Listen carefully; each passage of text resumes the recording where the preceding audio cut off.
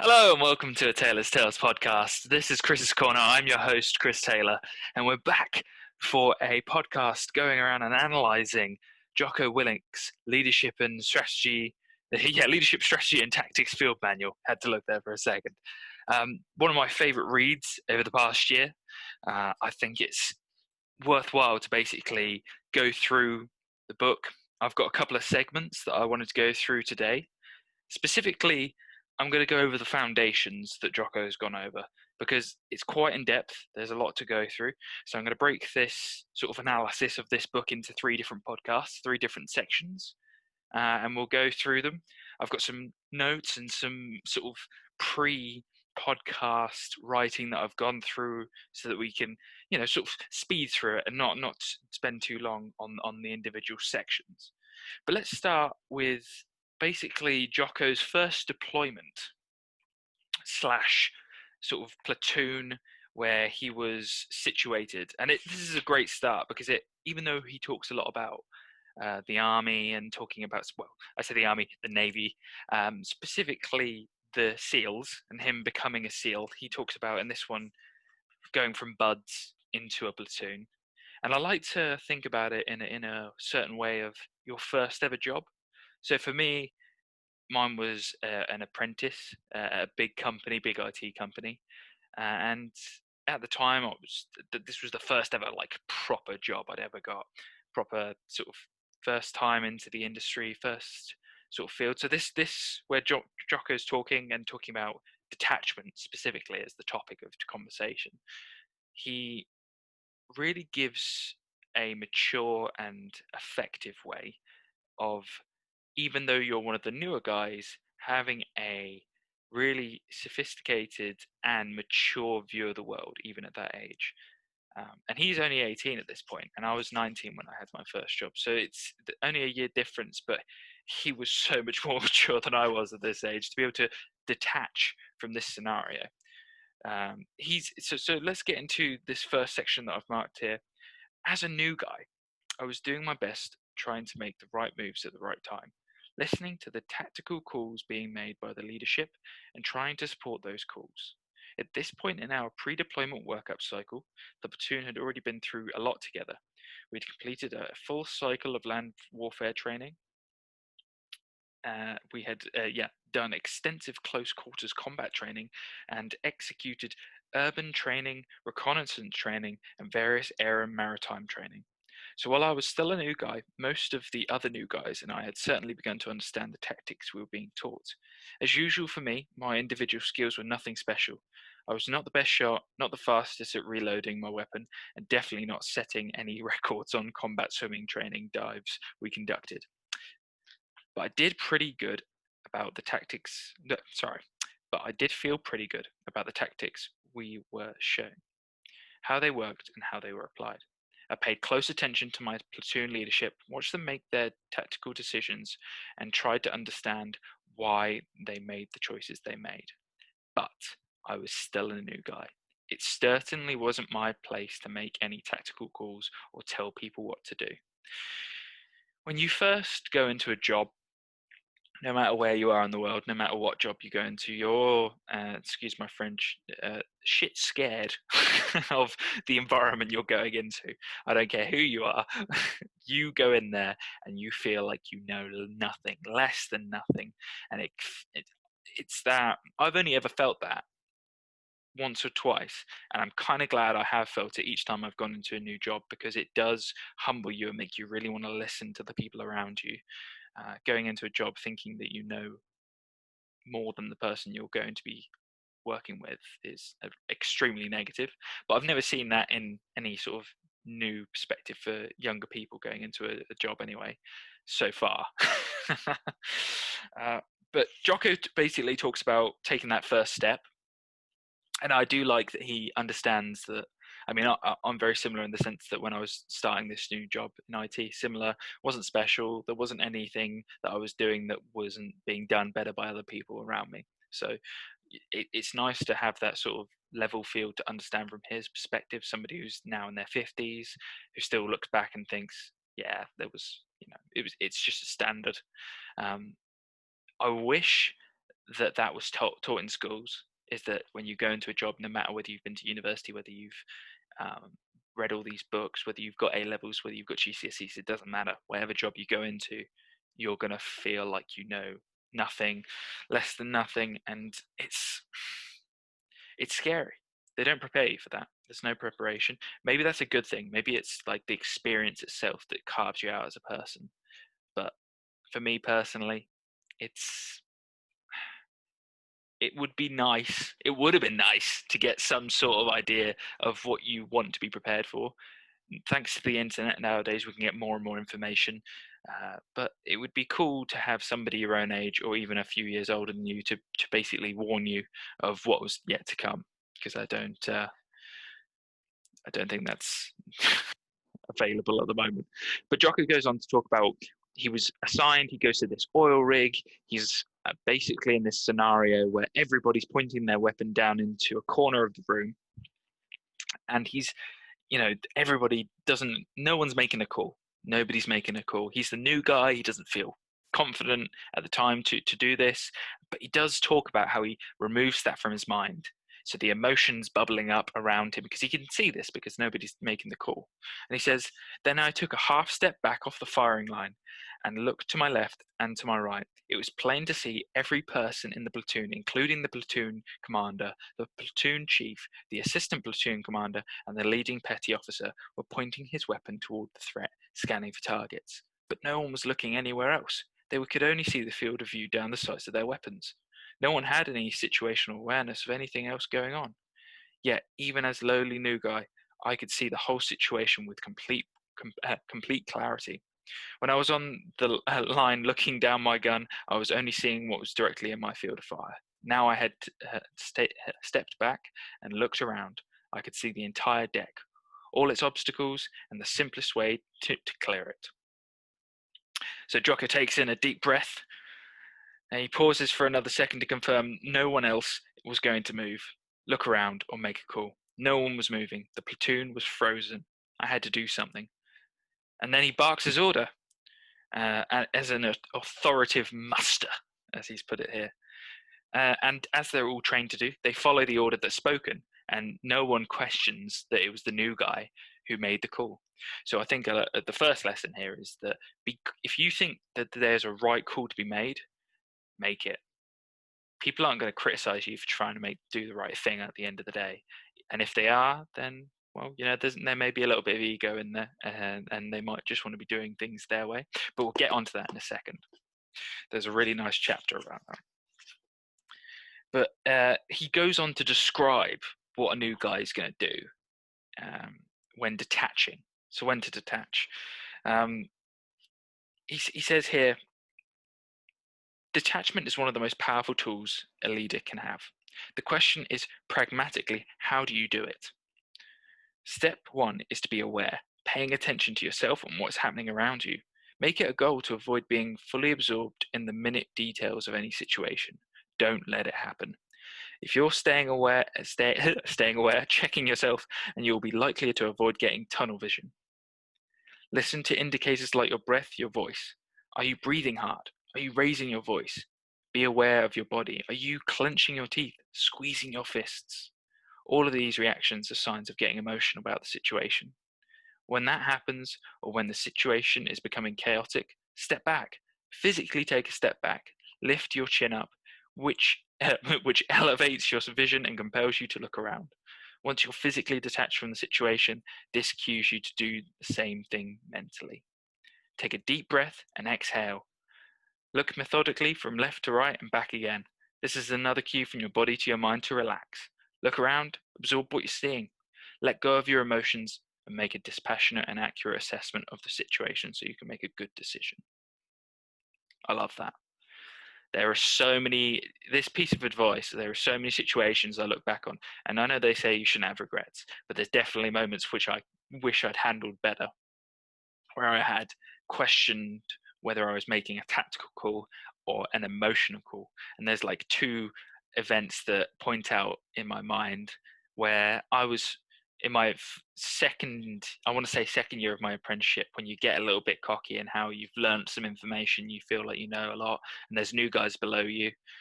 I wish I'd detached from these emotions, where sometimes I was making decisions, and this one decision I made was questioned by a senior engineer in the team, and I didn't back down. I didn't detach. I didn't think, maybe he could be right. He's a senior. Like, you should. And it's also ego. There's clearly ego as well, because you've got that experience. Even as I still class that as being a new person with the team, and he there was sort of like, there was half the room was on my side, half the room was on the senior engineers. And at the moment, I wish I'd just like been mature at that age and sort of detached from the scenario emotionally, took a deep breath, just admitted I was wrong, and just did the work and got it done. And I probably would have gained a little bit more respect than like just sticking with my sort of guns for what I've been doing till this point. So this really points that out. And although hindsight is 2020, it's still good to know. It's still good to practice, and it makes me, each time I go into a new job now. I mean, I did this in my previous job, and I've got a new job that I'm going to in a month's time also. That I'm just gonna detach emotionally, make decisions practically, and also assume the person I'm working with or working for knows something that I don't. So the second platoon, arrogance and humility. Here we go, rolls on nicely. Once you've finished your first deployment as a new guy, you aren't a new guy anymore, as you're assigned to your second platoon. You graduate from new guy to one cruise wonder, which means you might not be a new guy anymore, but you still don't know everything, although you think you might. So the platoon leadership was very strong, all except from the actual platoon commander himself. He'd done a lateral transfer from an occupational specialty in the Navy to become a SEAL. This meant that even though he was a senior lieutenant, he was very inexperienced in the SEAL teams. He'd not done a lot of SEAL workup or deployment yet. He did not have the experience a platoon commander would normally have, and yet he was in charge of the platoon. In this particular case, the platoon commander did not want to listen to advice from his senior enlisted leadership or from any of us.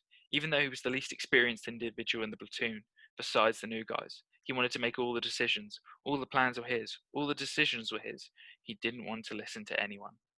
Needless to say, this did not go over very well.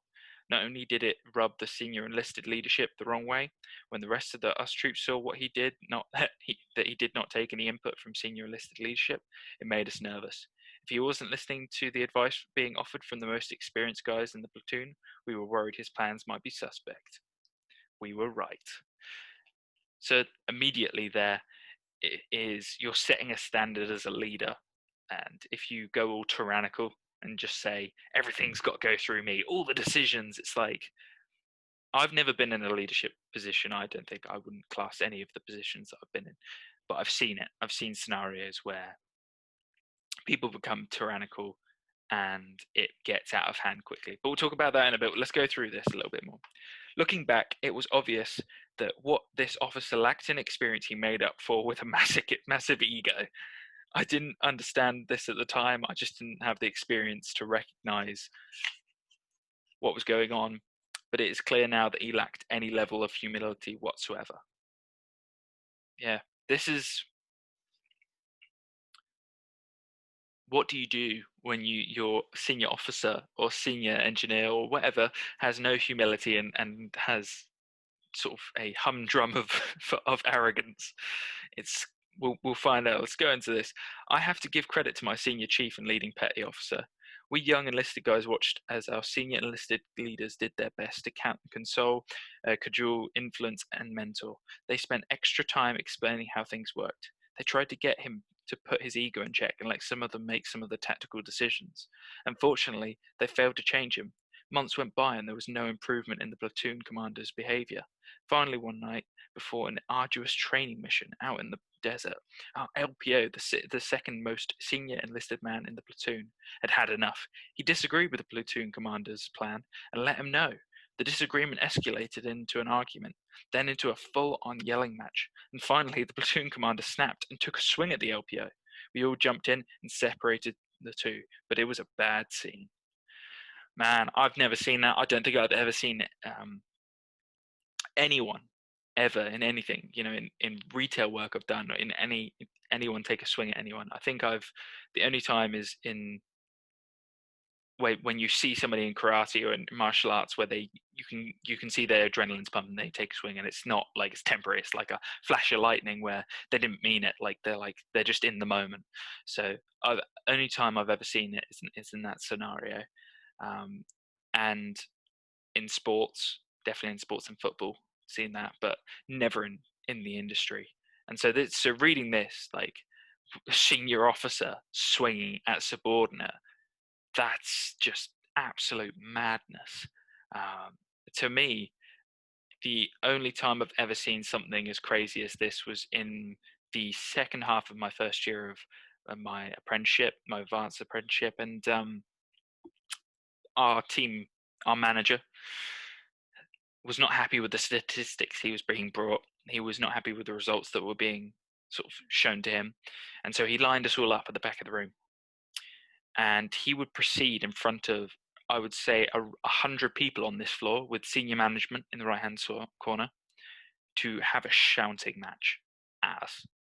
And he would, I think it was this one line that that stuck in my head was, he said that if any of us continued this way, and if these results continued, that don't let the door slam you on the way out, basically. Um, and the irony was that after that, he thought it was a good idea to go on holiday and to let the team sort of stew this shouting sort of rant that he had us. And what it resulted in was he did not come back from that holiday. He was fired, because what happens when you think in having a rant in front of an entire floor and senior management is a good idea in his mind at the time, maybe an emotional decision. He made a bad decision, and he was therefore laid off. Now, what we've just read in Jocko is very similar, except with physical action rather than shouting. And we'll find out now what happens to this commander. So Jocko's team go to the commanding officer, and they're there to talk about the platoon commander. The commanding officer listened intently. I thought he was on board with what we were saying, but after the last man had spoken, he looked up and down the line and said, "Listen up, boys. I get the situation might not be ideal. It sounds like there are some personality conflicts, but this sounds like a mutiny, and we don't allow mutinies in the Navy. So stop it, go back to your platoon, get to work, and figure this out. Understand?" "Yes, sir," we all replied. It made sense. We'd spoken our minds, and we'd told to get back in line. We did, because we had such respect for the commanding officer. We didn't question what he said. He told us to get back in line, and we did. We went down to our platoon space and got back to work. This is the reality. So what I had, where the guy doesn't come back, that probably doesn't happen very often. I've not seen it happen ever again. This is the normality. And I've seen stories over and over again where people have to deal with shitty bosses. Um, it's something that you just have to get on with, and this is the reality: is you just get back to work. However, but it turns out he was also going to have a platoon. He not going to have a bad platoon commander. Over the next couple of days, the commanding officer consulted with the command master chief, talked more with our platoon senior chief, did a thorough assessment of the platoon commander's leadership shortfalls, and based on that assessment, called a platoon commander into the commanding officer's office and relieved him of his duties as platoon commander. It wasn't a mutiny from the troops. It was a decision by the commanding officer. The platoon commander was removed from his position and removed from the SEAL Team 1. This alone might have been a good leadership lesson for me as a young SEAL. Arrogance and throwing rank around does not work. So, although I did say, sometimes you got to grind it out, hopefully, and I'm an optimist, the sort of positivity in the world you're gonna have somebody sensible. They're gonna make the right decision for you. If your senior officer sees that his sort of subordinates are suffering and they're not they're not enjoying the process, then he has to do something. And if it's going to cause a mutiny in the end, if you're going to have a bunch of subordinates who are insubordinate to their platoon commander, there may end up being a, shall we say, bad statistics. Bad statistics will continue to thrive. So Jocko goes on to talk about who he calls Delta Charlie. Delta Charlie is the new officer who takes over, and he describes him as a exciting commander. So then I met Delta Charlie for the first time. He was not what I expected at all. He was smaller than I imagined, standing about 5'7" or so, and had fairly lean build, probably weighing in around 165 pounds, give or take. He also had a relaxed way about him. He seemed very calm, usually carrying half a smile on his face when he spoke to us all for the first time. I'm looking forward to working with all of you. That was the first indicator of what kind of leader Delta Charlie was going to be. It was subtle, but I noticed it. He didn't say, I'm looking forward to leading you, or I'm glad to be taking this platoon over, or I run a type ship, or even I'm honored to be taking over as your commander. Instead, he said, looking forward to working with us all. His use of the word with standing in stark contrast to what he'd been hearing from the old platoon commander, who always separated himself from us in his speech. But Delta Charlie was different. He indicated not what he was above us or separate from us, but that he was one of us. But the contrast between Delta Charlie and his predecessor went way beyond that. These two men were diametrically opposed in every possible way. And this was lucky for me because the contrast between these two leaders was so stark, it left an impression on me and impacted my actions as a leader for the rest of my life. Damn, that's so true. When you have a absolute terrible, terrible leader come in and you have a contrast and you meet somebody who just works perfectly with you, doesn't necessarily sort of push you as a leader. Sort of, he doesn't say, I'm the leader, therefore do this. No one ever says that. When they're a leader, they don't need to tell you they're the leader. They just lead. And the difference between the two there, I love that. I've seen from separate jobs, I've seen good leaders and bad leaders, and I've seen the worst and the best, it seems, so far. And I can't wait for the future to see even better than I've already seen, and sometimes even worse than I've already seen. So it's the preparation to how to deal with those bad bosses and the good bosses. And what Jocko says here beforehand, where you just get on with the work and you perform, that's probably the best way of doing it, I would have thought. But who knows? I could be wrong. Leading on into, he talks about the former platoon commander. He talks about how Delta Charlie is a huge contrast. And so he talks about Delta Charlie, and he says the former platoon commander, on the other hand, had eschewed any kind of menial labor. It was below him. It was the almighty platoon commander, the officer in charge. He wasn't going to take out the garbage, and when he acted that way, well, we weren't going to take out the garbage either. None of the lower enlisted guys did anything to help him out. He was on his own. And while Delta Charlie was a phenomenal tactician, an incredible planner, and a gifted operator, it was his humility to take out the garbage and be humble that drove the platoon to want to do a good job for him. We didn't want to let him down. We didn't want to disappoint him in any way, and we certainly didn't want to make him look anything less than perfect to our commanding officer. So we worked as hard as we could in everything we did. Everything. And this dedication showed in the way the platoon performed. It was the best platoon I was ever a part of. So, the core of what Delta Charlie taught me was the importance of humility. He had all the experience and all the knowledge and the rank and the position. He had every reason to elevate himself above us, every reason to look down on us, every reason to act as if he was better than everyone else, but he never looked down at us at all. The fact that he didn't is what made us respect him and what truly want to follow him. I still try to follow his example to this day. That's crazy. Like the difference there, brilliant. But also like taking out the garbage, such a simple thing. And we all do that where we're like, oh no, I don't want to have to do the dishwasher. I don't want to have to do first world problems sort of thing, where you don't want to do the dish, you don't want to clean your clothes, you don't want to do the garbage. But that doesn't mean you're better than that. You're not. You're a human being. You have to do these things. Clean up your room, hoovering. It feels like a task, but sometimes you just got to grind it out and I'm definitely a hypocrite when it comes down to these things, because it's definitely something that I don't want to do. It's not easy at all, and it's not fun. But sometimes you've got to do things that aren't fun in order to become a better person. And there's always going to be a leader who's going to show the positives, and he might not be perfect. So we've talked about two extremes here. We're about to lead on into overstepping boundaries, which sort of moves away from sort of idealistic leaders and not so idealistic leaders. But we talk about what you do as you gain experience and you gain knowledge. And it's called the third platoon, overstepping my bounds. And so Jocko talks about another scenario very similar to the first scenario, where he's in a training scenario. There's decisions to be made. They're in action. There's stuff going on, and well, I'll read him back to the book. When the shooting started, we all dropped into our fields of fire, just as we had trained countless times before. I quickly scanned my field of fire, then mentally detached and started to swivel my head and look around to assess the situation.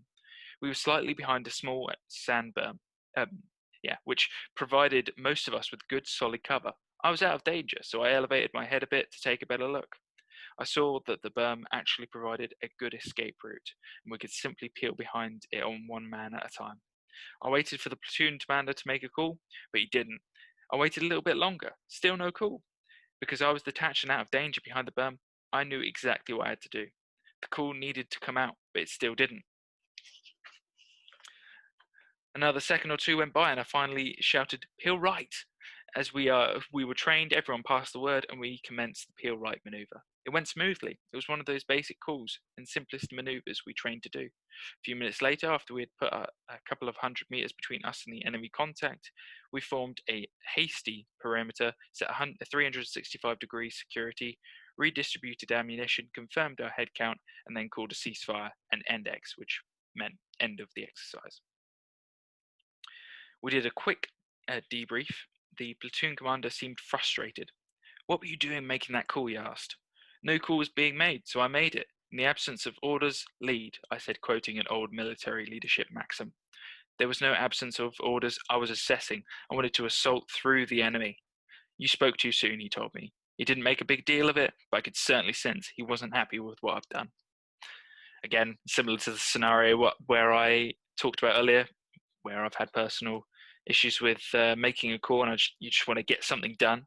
Sometimes you have to realize that it's not your place to make the call. That's a horrible, horrible feeling. And Jocko goes on to say, "I learned that day that even though I had to be ready to lead, I also knew when to follow. And that is how to be a good leader. I had to be a good follower.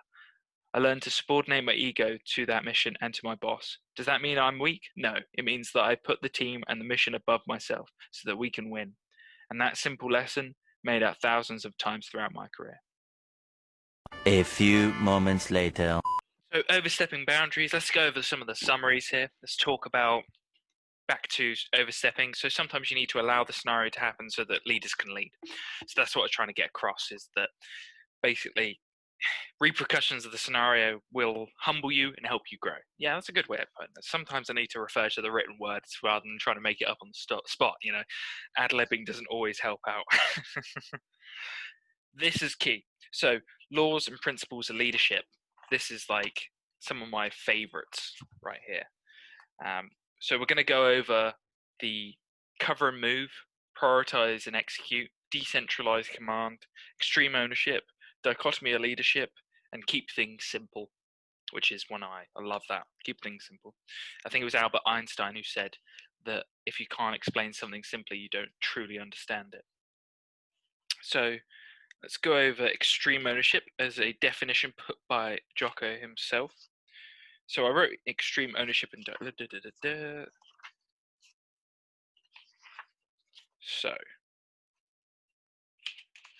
bear with. Here we go. Cover and move. Keep things simple. Decentralized command. Yes. Let's start with keep things simple. So once we've established the ability to cover and move, we have a team that can work together. That we need a simple and distinct goal. Everyone on the team must understand the goal. It must be clear. In addition to the goal being simple and clear, plans and directives must be communicated up and down the chain of command in a simple, clear, concise manner that can be comprehended by everyone. Simplicity is key because if the team members cannot understand the goal or the plan to accomplish that goal, there is no possible way that they can execute it. So keep things simple. Prioritize and execute.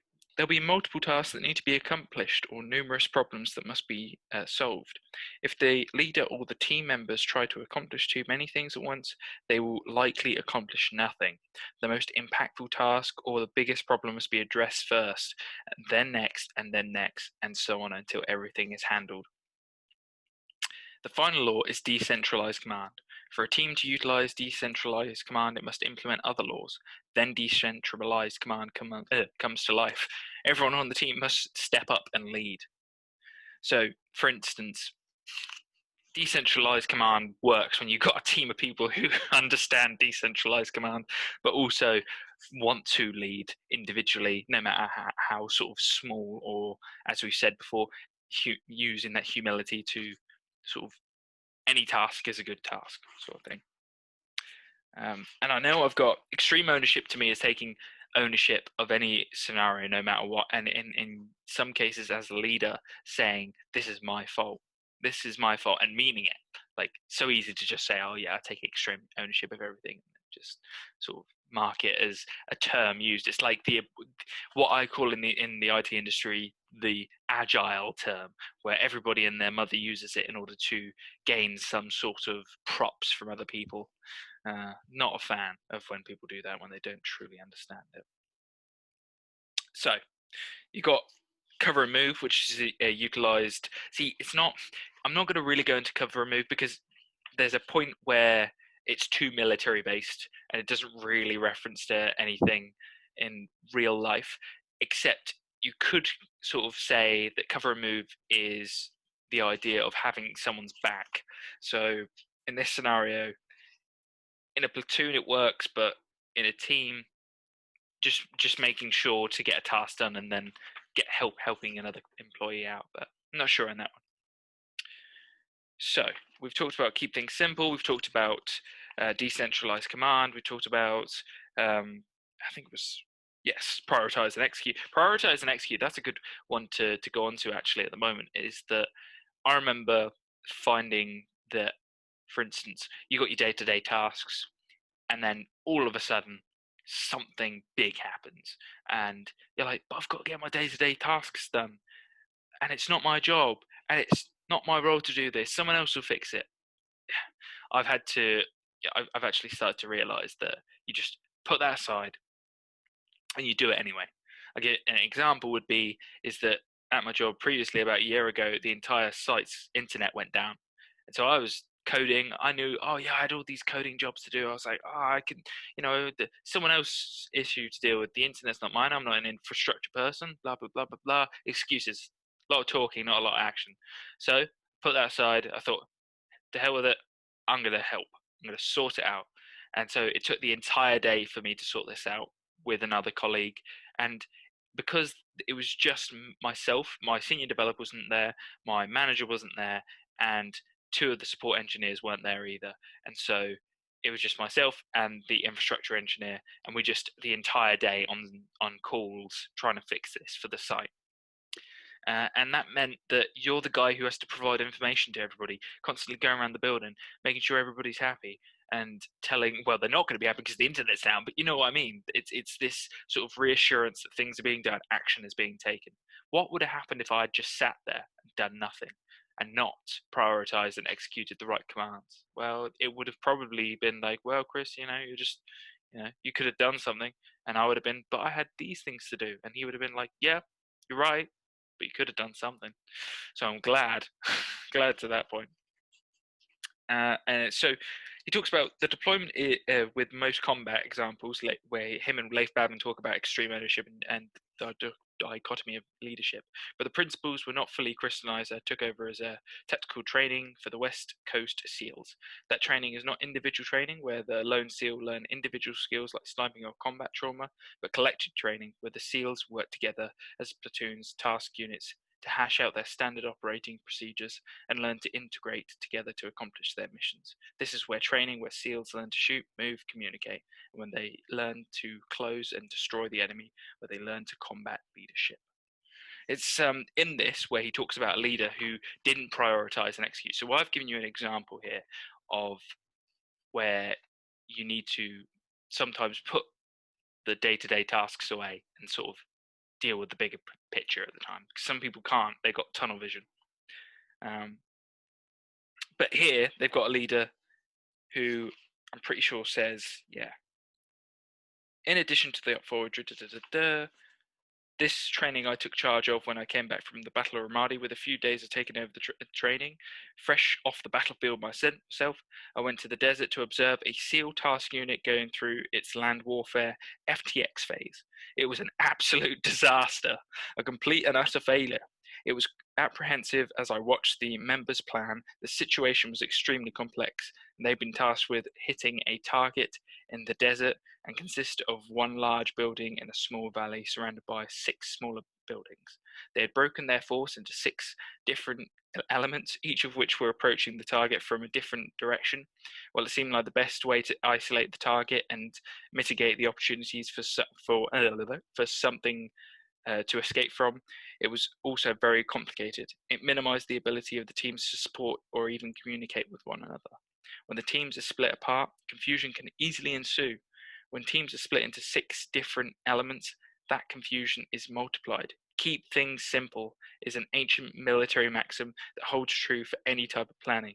This task unit was failing to keep things simple. Once out on target, things got even worse. The assault commenced, and almost immediately some of the elements were pinned down by enemy fire. But because of their distance from the other SEAL elements, they could not support one another. And so they don't cover a move. They don't keep things simple. This team thinks it's a good idea to split up. And as we've seen from every horror movie ever, do not split up. I think there's like 1 or 2 scenarios where you split people into teams in order to sort of dive and converge in order to cover more ground. But for the majority of the time, sticking together seems to be a continual sort of positive thing. Here's the prioritize and execute example that I was trying to get to. As he tried to lead his troops to do what he wanted, he was giving out long, intricate, and complicated instructions, with all those complex instructions adding to the existing chaos, confusion. No one was really understanding what he wanted them to do. His language was too convoluted. And again, keeping things simple. And then these complex orders also revealed the final problem I noticed. Everyone on the team was waiting to be told what to do. The platoon commander was waiting for the direction from the task unit commander. The squadron leaders were waiting for a call from the platoon commanders. The fire team leaders were waiting for orders from the squad leaders and the individual SEALs, the machine gunners, etc. They were all waiting to be told what to do. All directions were stemming only from the senior leader. All command was centralized. I'm not going to go into detail, but there's currently a guy I see in one of the companies I work for where he's trying to get all of these new changes to be funneled through him. Any change has to go through him. It's going to result in absolute disaster, as is shown in this book. Because if you don't allow some of that control to be shown to your subordinates, you're going to allow it to sort of just a waiting game, just a waiting line. It's like queues in the UK. Everyone's so orderly, but you imagine if you decentralized and sort of just got people to actually, that's a terrible example, but imagine if you had decentralized command for something. I'm trying to think of something that's extremely rigid. I can't think of anything on my top head, but nonetheless, is it extremely important to have people take ownership and basically use their own sort of, I would say, instinct and principles and the stuff that they've been taught to make decisions without having to worry about the leader constantly anyway. So let's move on. We talked about the leadership principles, but there were 2 more components of leadership that I've solidified during my time as the commander of the training detachment: extreme ownership and the dichotomy of leadership. Extreme ownership is a mindset of not making excuses and not blaming anyone or anything else when problems occur. Instead of casting the blame or making excuses, good leaders and good teams make extreme ownership of their problems, find solutions, and implement those solutions. Failure to take ownership results in problems never being solved, and teams never improving. The dichotomy of leadership describes opposing forces that are pulling leaders in contradictory directions at the same time. Any trait, technique, or attitude can easily go too far in one direction or the other. To lead properly, a leader must be balanced. For example, leaders must talk, but if they talk too much, they overwhelm their subordinates with information. On the other hand, if they talk too little, the troops aren't properly informed, so the leader has to balance between talking too much and talking too little. A leader must be aggressive, but if they are too aggressive, they might expose themselves to unnecessary risk. Contrary, they are not aggressive enough, they will never make progress. So once again, a leader has to be balanced. This list of dichotomies goes on indefinitely, and the answers are always that the leader must maintain balance. So you've got two extremely important things here. The first one, extreme ownership, I love it because it reminds me of something my dad used to say to me constantly as a youngster. Don't bring me problems, bring me solutions. And it's something that sort of resonates with me till this day, is that when people come to you, they come to you for you to solve the problem because they feel like they've sort of executed all avenues of a problem, and they've gone on to think, well, I've done my part, you need to solve this, and they have no idea, and they just want you to solve it, and they want to put their problem in your hand. But what you're trying to do is get them to understand the scenario and try and work it out for themselves. Oh man, that took so long for me to figure out as well. It was like when I was first in my first ever job, it's like, these people know loads more knowledge from me. If I can't figure this out, there's no way I'm going to be able to understand it. But the truth is, I was just handing off my problems to these people instead of trying to understand the problem itself and, for future reference, be able to solve it from then on out. So I would actually bring this person the same problem over and over again. And so to understand, I didn't understand that I needed to basically fix my own issues. So I love extreme ownership because it makes you think, this is me. This is an issue that I need to understand. And although it can't be applied to everything, I think there's some circumstances where extreme ownership will probably get you fired, because it can be the easy way out for employers to be like, he's taking ownership, get him out. That's probably wrong. That's probably me being naive and not seeing it used in the proper way for multiple times. But at the same time, I still think that it's a useful tool.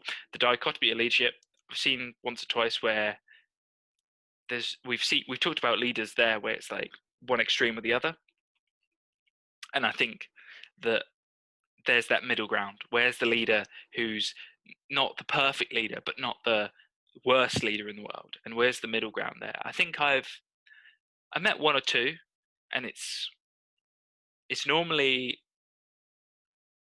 important that they don't have any ego, but at the same time they're not perfect. Like, they do shout sometimes, they do, like, they catch themselves. They're like, ah. And those are the types of leaders I love, because you're like, oh, they're human. They're like me. They make mistakes. Like, it's like, there it is. Like, I can talk to this person because I don't feel like they're above me. Like, that's the most important type of leader. Is someone who you can actually talk to from time to time. Like, geez, like, if you feel like the person is, the worst leader where he always acts above you, or the other leader who's like, I feel like I can talk to him, and it becomes too much of a easy conversation. But again, that's dichotomies for you. That's sort of a juxtaposition. But this leads on nicely to the power of relationships. And so I've got a couple examples here. So, for example, boss, I really want to support the plan to be the best of my ability, but I'm having a hard time understanding how to execute this part of it. Can you explain why you want it to be done that way so I can do it right? So this is where Jocko's talking about, how do you open up conversation with your boss where you're trying to, like, say to them, I'm not sure you're doing the right thing, boss. Are you doing the right thing? Is this the right way to go about it, without sounding like you're just flat out saying he's wrong? So this is nice because it's giving you ways to, again, solutions, not problems. So you're finding ways around it. So first, how much will it be gained by approaching the boss and trying to convince him to change their plan? If the difference is minimal, it's probably not worth investing any time or effort into it. Next, ask yourself, how much of your concern is just your ego? There is a chance that you see your way of doing something is smarter or more efficient than what the boss has offered. If that's the case, you don't really think there's much to be gained by using your method. Let it go. Don't create drama of your ego. Lastly, ask yourself if you'll be moving your relationship with your boss forward or backwards by raising this issue. This is important because you should be constantly trying to build that relationship. If you're not building that relationship so you can garner favor from your boss, know you are trying to build a relationship so the boss trusts you and will listen to you so that the team can be effectively accomplish the mission. For these reasons, choose your battles carefully. I love that. Don't die on a hill, man. Don't die on like arguing a battle that you don't actually feel 100% for. I think that's genius in one way or another. I've got a couple of notes written down here about the paraship relationships. So the first one, gaining your boss's trust. That one is so key because if you gain your boss's trust and you're getting the job done and you're performing, like you can do so much. You'll go into work feeling so happy. Like you'll go into work knowing that you're going to do things your way, but at the same time you're going to be accomplishing the task for your boss. So he'll tell you to get something done, you'll do it. He'll make him happy. And so I've got here to gain that trust. Just perform. Just outdo yourself. Like work hard. Like it sounds so simplistic, but it's so true. Like if you're trying to gain your boss's trust by like brown nosing him, like that's not gonna happen. That's just like it's so shallow to an extent because you're thinking that if I'm really nice to him, that's how I gain his trust, and that's the easy way out. You shouldn't take the easy way out. The hard way of like working hard and getting the job done and performing, like again, that took me a long time to figure out. But as soon as you figure that out and you perform and you do the job well, he or she is looking at you like, yes, this is someone I can trust. So before you even think about changing the plan, get it done and then concur. Boom. We've already covered that. Gain their trust and show you're a responsible human being. Yes, again, human beings, we all think that we know better. Sometimes we do and we don't. But more than anything, show you're responsible. Show you're not a child and they don't need to hold your hand like the entire time. Jeez. Like if you can't accomplish your task for your boss, why are you going to get promoted? Why are you going to get a pay rise? Why are you going to get anything? Like, I just remember that. Um, it, it's something that my boss just allowed me to get on with things. But I remember getting a pay rise and being like, "Wow, this is crazy! My first ever pay rise." And then being afterwards like, "I deserve this?" And then you have like that hero syndrome, and then you realize that it's the hard work. The hard work pays off. So this again leads on really nicely to we talked through building relationships, but this chapter, playing the game, is so key. So we've just talked about getting the work done. Jocko goes on, you have to play the game. To be more specific, you have to play the long game. No one wants to hear this, especially from me. People don't want to hear about building relationships. They want me to say, you achieve victory through blunt force trauma. If someone gets in your way, go through them. Any political situation that is not turning out to how you want to be solved with a battle axe. I can just imagine him trying to say it. But that type of hyper-aggressive, take no prisoners mentality is certainly simple and straightforward, which is often the kind of leadership advice people expect from me and what they want to hear. Because that attitude is so simple and so straightforward, it could hardly seem it could fail. And often that attitude doesn't fail, or at least at first. A heavy-handed or a hostile approach usually works for a little while.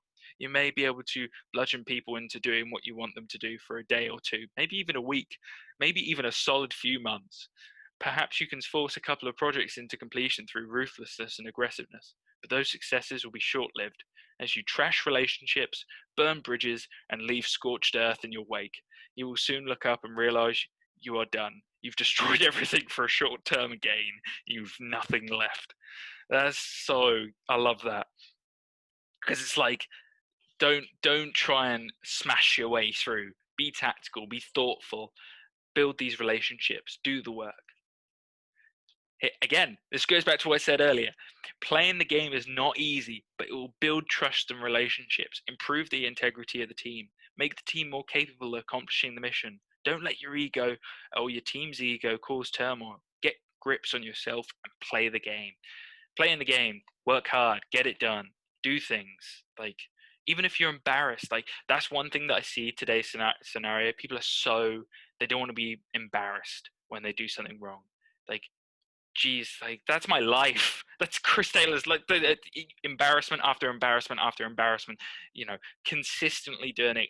But once you do them, you learn from them. You're like, there it is. Don't do that again. And you're like, that thought in your head where you think about it and you shiver. You're like, oh, never again.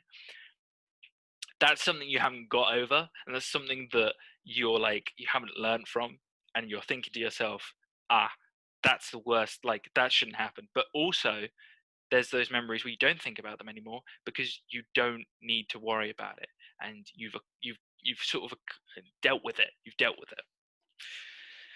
So I'm going to deal with when a mutiny is in order. As important as it is to build relationships, there are times when bosses must be disobeyed. But it should be an absolute last resort.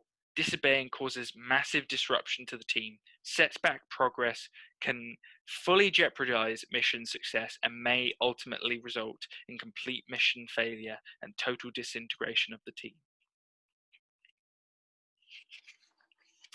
I love that. Love that. It's to me, I've never been in a scenario like that where you have to mutiny.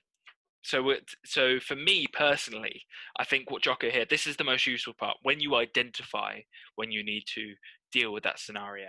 And so I'm going to go over this. I've realized that I've been into halfway through the foundations and we're nearly an hour in. So I'm going to read this, we're going to analyze it, and then I'm going to stop there.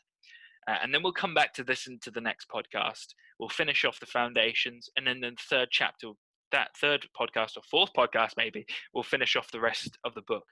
But I didn't realize how much analysis we could go through, how much I could talk about this, because I love this sort of thing. But I'm hoping you're going to get as much out of this as I do. So, how do you deal with this? The leader recognizes that the subordinate is extremely concerned about the plan, so concerned that they're putting their career at stake and risking possible punitive actions because it actually really is bad. This is the best possible outcome. The leader is awakened by the refusal of his or her subordinate to execute a plan, reconsiders the option, and decides to execute a different way. Boom. Number one, the leader digs in even deeper and will not change the plan since the subordinate has refused to participate. The leader fires that subordinate and puts a new subordinate in place who's handpicked for unquestioning obedience. There's your yes man right there. I think a good example is in, I believe, I want to say, I think it was, it's not come to me. It's a war series, basically, where the commander says, if you don't do this, you're going to be fired. And the captain sort of says to him, but we can do it a different way. And he says, if you don't do this, I'll find someone else. So he does it, and he does it in a way where none of his team gets killed. Great, works out well. Goes back to the commander, says, I've done this, and he doesn't get fired. And he doesn't have to be replaced, because you can always be replaced with a yes man. If a subordinate draws a line in the sand and refuses to execute a plan or outright quits the position as a protest, they instantly remove all influence over any kind over the boss. So yeah, if you quit, that's it. Like, you've not changed anything. That boss will stay the same, just so you know. So if you quit, there's nothing changes. It's the long haul game here. If the subordinate tries every possible method to convince the boss that the plan's wrong and sees no way of changing the boss's mind, then perhaps the better option is for the subordinate to make one last statement of concern and then proceed to lead the team in the execution of the plan to the best of their ability. This way, the subordinate can lead at least to their utmost to mitigate the negative impacts of the poor plan. Note the harmful results so they can be explained clearly to the boss, and continue to play the long game in building relationships with the boss so that they can convince the boss there is a better way to execute going forward. The inherent risk in course of action is that, as Napoleon said, the subordinate is still culpable for the outcome. Boom. It just sums up exactly what I just said there, where it says saying that, getting it done, you're playing the long game there. So Jocko ends it with, whatever course of action is chosen when pushing back strongly against the boss, it must be considered very carefully, since some of those courses have catastrophic outcomes for the team, the mission, and the subordinate leader. Proceed with caution. Boom, right there. I love that. That's a great way to end this podcast. Let's consider this. If you're going against a boss who's making a decision that you feel strongly against, as long as it's not, and I repeat, not against the law, not something that's jeopardizing someone's life or not jeopardizing lies, for instance, they're selling something that a customer could feel that they've been sold incorrectly and it's fraudulent. Remove that. If none of that's happening, get on with it. Deal with it. I'm sure at the end of the day, as long as you've expressed your opinion and the boss is aware of it, something will come of it in the future. Maybe he'll think back and think, actually, I should have executed that in a different way. So let's end it on this one. This is a Taylor's Tales podcast. This is Chris's Corner. I'm your host, Chris Taylor. This has been part 1 of the Leadership Strategy and Tactics Guide Field Manual by Jocko Willink. See you in part 2, 3, and onwards.